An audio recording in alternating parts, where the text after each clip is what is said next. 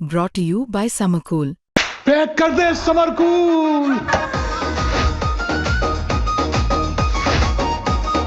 Summer cool cooler हवा ऐसी छोड़े पूरी फैमिली को ठंडक से जोड़े। समरकूल लाइफ बनाए वंडरफुल।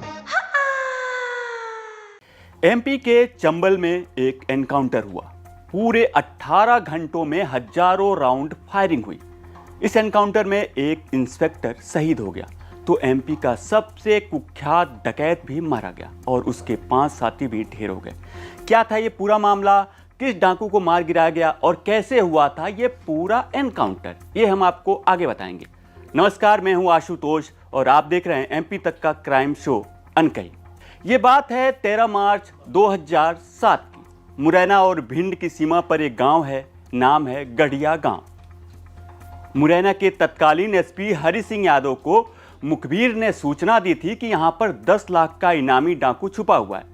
पूरी पुलिस फोर्स गांव में पहुंच गई और फिर शुरू हुआ सर्च अभियान। गांव के चप्पे चप्पे पर पुलिस फोर्स तैनात थी। जिस डकैत की हम बात कर रहे हैं उसका नाम था जगजीवन परिहार। ये वही जगजीवन परिहार था जिसने 151 ब्राह्मणों को मारने की कसम खा ली थी और राज्य के ब्राह्मणों में खौफ पैदा कर दी थी। सबसे ज़्यादा खौफ में थे चंबल के ब्राह्मण और ब्राह्मण समाज ये प्रार्थना करने लगा था कि जल्द से जल्द जगजीवन परिहार का खेल खत्म हो जाए। बहरहाल वो दिन आ भी गया। अब हम लौटते हैं एनकाउंटर पे। जब पुलिस गढ़िया गांव में पहुंची तो फिर शुरू हुआ जगजीवन परिहार की तलाश। जगजीवन परिहार गांव के ही एक घर में छुपा हुआ था। गांव में सैकड़ों घर थे, लिहाजा एक एक घर की तलाशी लेना काफी मुश्किल था। लेकिन गांव की एक महिला की एक गलती ने जता दिया कि जगजीवन किस घर में है। उस वक्त इस एनकाउंटर के दौरान मौजूद थे केडी सुनकिया। केडी सुनकिया उस वक्त वहां के डीएसपी थे। केडी सुनकिया उस एनकाउंटर को याद कर बताते हैं कि वो एक ऐसा एनकाउंटर था जो ना कभी हुआ था और ना ही कभी होगी। केडी सुनकिया को उस एनकाउंटर में गोली भी लगी थी और वो घायल भी हुए थे। जीवन परिहार का वो तो ऐसा गोली भी लगी थी क्या?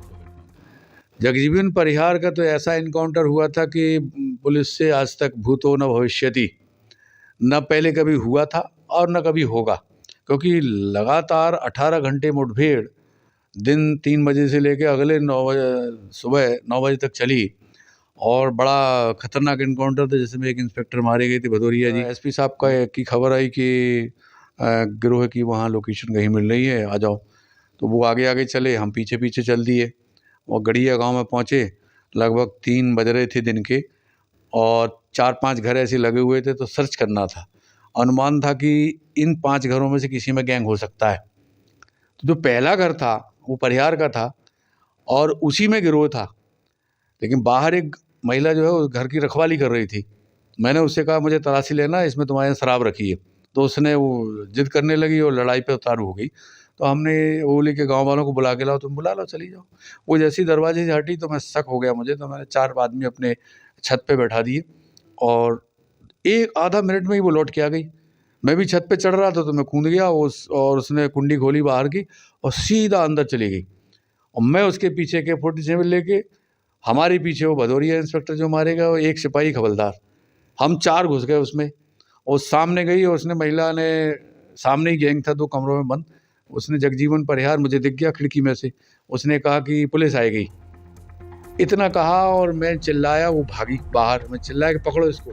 केडी सुनकिया ने 25 से ज्यादा एनकाउंटर किए थे, लेकिन जगजीवन का एनकाउंटर उनके जिंदगी का सबसे ज्यादा यादगार एनकाउंटर था। दरअसल जगजीवन का जन्म चंबल में ही हुआ। जगजीवन परिहार जैसे जैसे बड़ा होता गया वो चंबल की बीहड़ों में खींचा चला गया। बताया जाता है कि जगजीवन पहले पुलिस के लिए मुखबिरी का काम करता था। वो डकैतों की जानकारी पुलिस को मुहैया कराता था, लेकिन इसी दौरान उसके डकैतों से नज़दीकी संबंध हो गए और वो फिर पुलिस की मुखबिरी छोड़ डकैतों का मददगार हो गया। लेकिन धीरे धीरे वो खुद ही एक बड़ा डकैत बन गया। 2003 तक उसके खिलाफ कई मुकदमे दर्ज हो चुके थे। उसने अपनी जाति के लोगों के साथ मिलकर एक बड़ा गिरोह बनाया। इटावा, भिंड और मुरैना में उसके नाम की तूती बोलने लगी। जगजीवन के नाम से चंबल इलाके में लोग खौफ खाते थे। दावा तो यह भी किया जाता है कि जगजीवन परिहार ने शुरुआत में अपने गांव में ही एक स्कूल में चपरासी का काम किया था। इस स्कूल के निर्माण में उसके पुरखों ने जमीन भी दी थी, लेकिन गांव के ही कुछ लोगों ने उसको परेशान किया और वो फिर दस्यु गिरोह में शामिल हो गया। चौरेला और लल्लूपुरा गांव में 16 मार्च 2006 को डाकू जगजीवन ने मुखबिरी के शक में खूनी होली खेली। इस दौरान जनवेद सिंह, करण सिंह और महेश को मौत के घाट उतार दिया गया। इस खूनी होली की गूंज पूरे देश में सुनाई दी थी।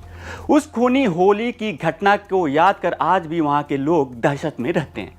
और इस हत्याकांड के बाद जगजीवन की जिंदगी की उल्टी गिनती शुरू हो गई। इस भयानक हत्याकांड के बाद जगजीवन और उसके गिरोह के खिलाफ पुलिस ने अभियान तेज कर दिया। डाकू जगजीवन परिहार के आतंक के खात्मे के लिए एमपी, यूपी और राजस्थान पुलिस ने रणनीति बनाई और इसका परिणाम आया 14 मार्च 2007 को, जब लाखों का इनामी डाकू जगजीवन परिवार और उसके गैंग के 5 डाकुओं को 18 घंटे में चली मुठभेड़ में मार गिरा गया।